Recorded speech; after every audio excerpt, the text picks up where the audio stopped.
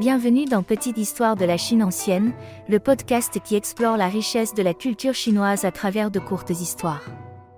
Aujourd'hui, nous allons suivre un voyageur chinois qui tenta de franchir le monde connu pour atteindre l'Empire romain, que les Chinois appelaient le Grand Chine.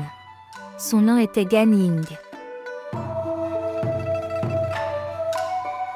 À cette époque, la dynastie des Han de l'Est entretenait déjà des échanges actifs avec les royaumes d'Asie centrale, grâce à la fameuse route de la soie.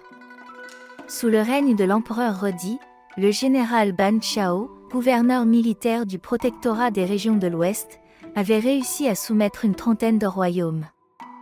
Désireux d'établir un contact direct avec le mystérieux Grand Chine, que l'on identifiait plus tard à l'Empire romain, Ban Chao décida d'envoyer un émissaire vers l'ouest, Gan Ying.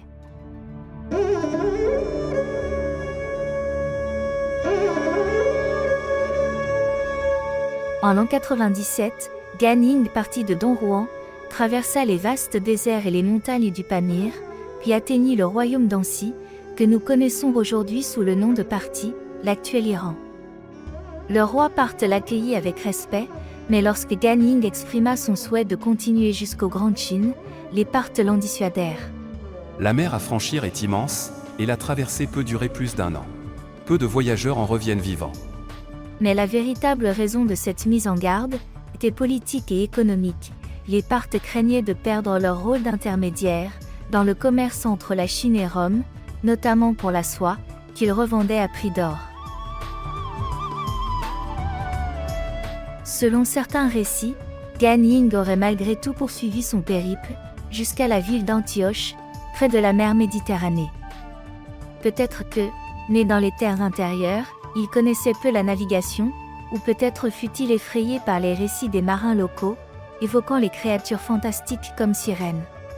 Bref, au seuil du monde romain, il décida de rebrousser chemin. Sur la route du retour, il recueillit de nombreuses informations sur la géographie, les coutumes et la richesse du Grand Chine, qu'il rapporta à Ban Chao. Son rapport fut ensuite consigné dans le livre historique des Han de l'Est, offrant aux Chinois la première description détaillée de l'Empire romain.